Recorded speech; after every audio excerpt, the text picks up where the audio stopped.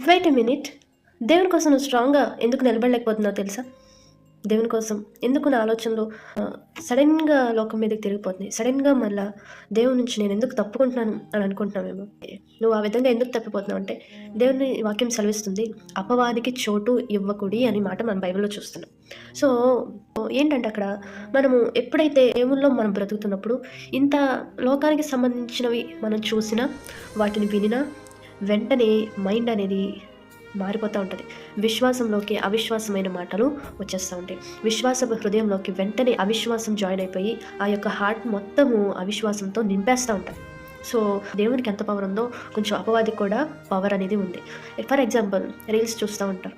Reels చూస్తూ ఉన్నప్పుడు సడెన్‌గా లోకానికి సంబంధించిన వీడియో వచ్చేస్తది.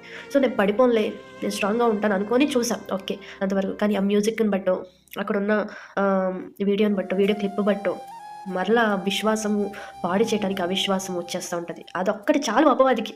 నిన్ను డ్యామేజ్ చేయటానికి అదొక్కటి చాలు. సో, నీ కన్నును అసలు వాటి వైపు తిప్పకు. నువ్వు తిప్పకుండా దేవునిలోనే ఉంటే డెఫినెట్‌గా నువ్వు స్ట్రాంగ్‌గా ఉంటావు. ప్రతి ఒక్క చిన్న క్లిప్పింగ్ ద్వారా అపవాదికి అవకాశం ఇచ్చేసినట్లే. అపవాదికి అవకాశం ఇచ్చేస్తే ఇంకా చాలా డేస్ పడతది నువ్వు విశ్వాసంలోకి రావటానికి, దేవునిలో స్ట్రాంగ్‌గా ఉండటానికి. ఓకే. ఈ డే స్కిప్ చేసేద్దాం. ఓకే. ఈ డేలో గూడా ఈరోజు కూడా నేను దేవునిలో లేకుండా జీవించాను కాబట్టి, రేపటి నుంచి మళ్ళీ స్ట్రాంగ్‌గా ఉందాం, రేపటి నుంచి కరెక్ట్‌గా ఉందాం అని అనుకుంటాం కానీ చేయలేవు నువ్వు. నీ వల్ల కాదు. కాబట్టి మనం దేవునిలో స్థిరంగా ఉండాలంటే అపవాదికి చోటివ్వకూడదు.